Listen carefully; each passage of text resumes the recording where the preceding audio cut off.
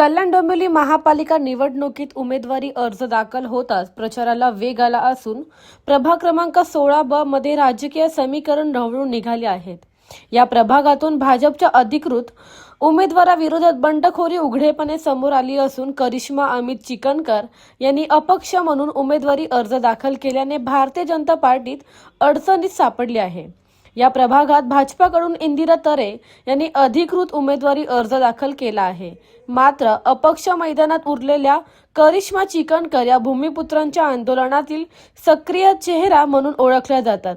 देशभर गाजलेल्या नेवाळी आंदोलनात त्यांचे पती अमित चिकणकर यांनी सक्रिय सहभाग घेतला होता। या आंदोलनादरम्यान त्यांनी जेलची वारीही केली होती। त्यामुळे आगरी समाजात तसेच स्थानिक भूमिपुत्रांमध्ये त्यांची मजबूत पकड निर्माण झाली आहे। प्रभाग क्रमांक 16 मध्ये चिंचपाडा, नांदिवली, अंबरनाथ, भाल, वसार, द्वारली तर्फे आशळे, कृष्णानगर आणि मानेरे या गावांचा समावेश आहे। या भागात सर्वाधिक मतदार आगरी समाजाचे असल्याने हा घटक निकालात निर्णायक ठरण्याची शक्यता आहे।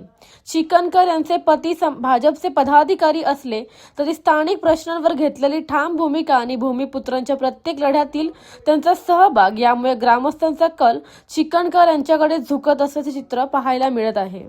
स्थानिक विकास कामे, 27 गावांचा प्रश्न, नेवाळी जमीन प्रश्न, ग्रामस्थांचा हक्क आणि आंदोलनातील सातत्य यामुळे करिश्मा अमित चिकणकर यांना मोठा जनसमर्थन लाभत आहे।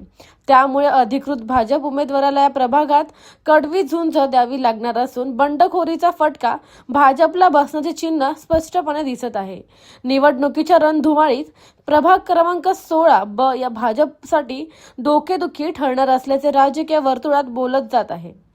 27 गावांमध्ये सुरू असलेल्या बंडखोरीला वेळीच आवर घालण्याचे आव्हान भाजपा नेतृत्वाकडे असणार आहे।